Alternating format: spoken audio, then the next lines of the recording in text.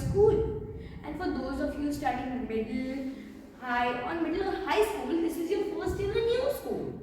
So it's understandable if you're feeling a little nervous.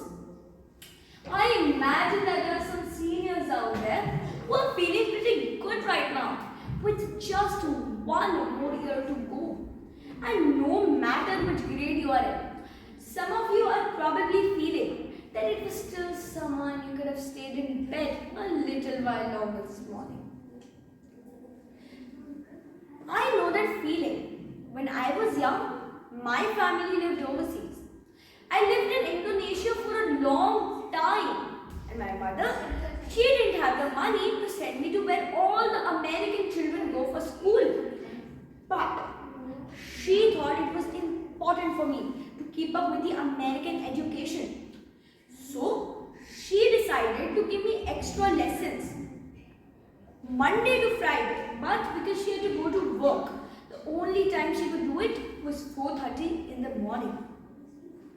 So, I know that some of you are still adjusting to being back at school, but I'm here today because I have something important to discuss with you. I'm here because I want to talk to you about your education and what's expected of all of you this new school year. Now, I have given a lot of speeches on education and I've talked about responsibility a lot. I've talked about your government's responsibility in setting high standards and supporting teachers and principals and turning around schools that aren't working, where students are getting the opportunities they deserve. But at the end of the day, we can have the best schools in the country. We can have the best teachers and we can have the most supportive parents. But none of it will matter. None of it will make a difference unless you fulfill those responsibilities, unless you show up to those schools, unless you listen to those teachers, and unless you pay attention to what your parents or grandparents or other adults in your family are saying, and unless you put in the hard work that it takes to succeed. That's what I want to focus on today. The responsibility each of you has for your education. Now, let me start with the responsibility each of you has for yourself. Every single one of you has something you're good at, something to offer. And you have a responsibility in finding out what that is. That's an opportunity and education can provide.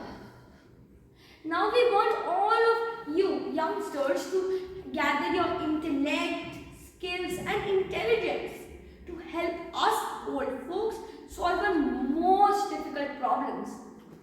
But if you don't do that, if you quit on school, you're just not quitting on yourself, but you're quitting on your country. I know that sometimes it can be difficult to focus on your schoolwork, and I know that there might be some challenges in your life which might be preventing you from focusing on your schoolwork. There were times when I felt lonely and I felt that I didn't fit in. So I wasn't as focused as I should have been, and I did some things that I'm not proud of, and I got into more trouble than I should have in my life. It could have easily taken a turn for the worse. But I was lucky. I got a lot of second chances and I had the opportunity to go to law school, college and follow my dreams. And my wife and First Lady Michelle Obama has a similar story. Neither of her parents had gone to college and they didn't have a lot of money. But they worked hard and she worked hard so that she could go to the best schools in the country. That's why I'm calling on each of you to set your own goals for your education and do everything you can to meet them. They can be as simple as doing your own homework, paying attention in class, or just spending some time each day reading a book. Maybe you decide to get involved in an extracurricular activity or decide to devote your time to community service. But whatever you resolve to do, I want you to commit to it. I want you to really work at it. I know that sometimes you can get the sense from TV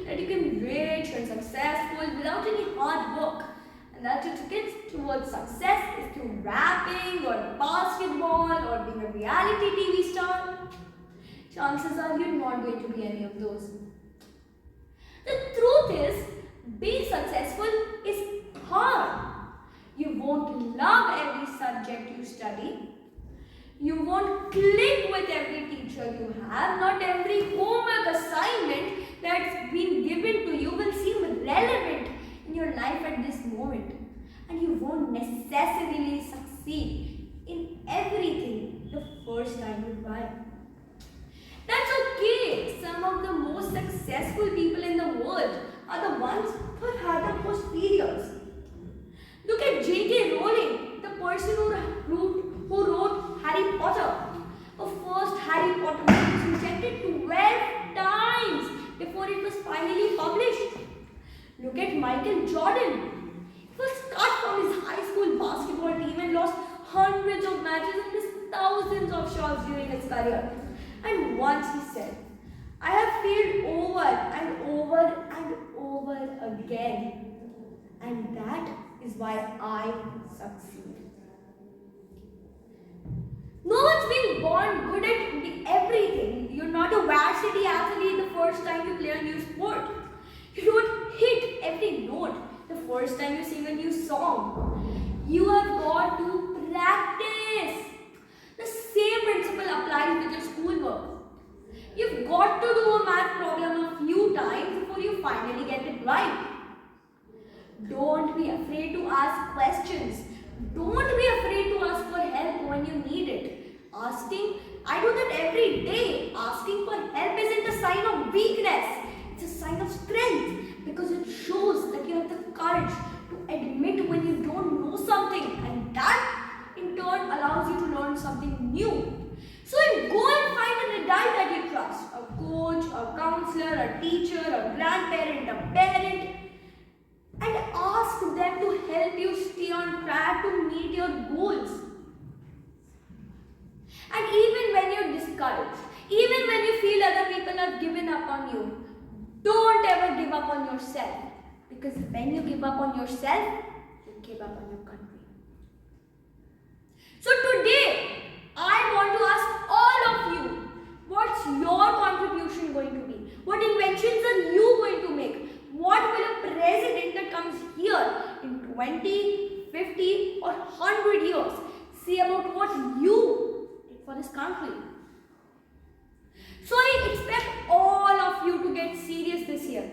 I expect you to put your best effort into everything you do. I expect you to follow your goals. So, make us all proud. Make your family, make your friends proud, and most importantly, make yourself proud. Don't let us down. God bless America. God bless yourselves. Thank you everyone. Thank you.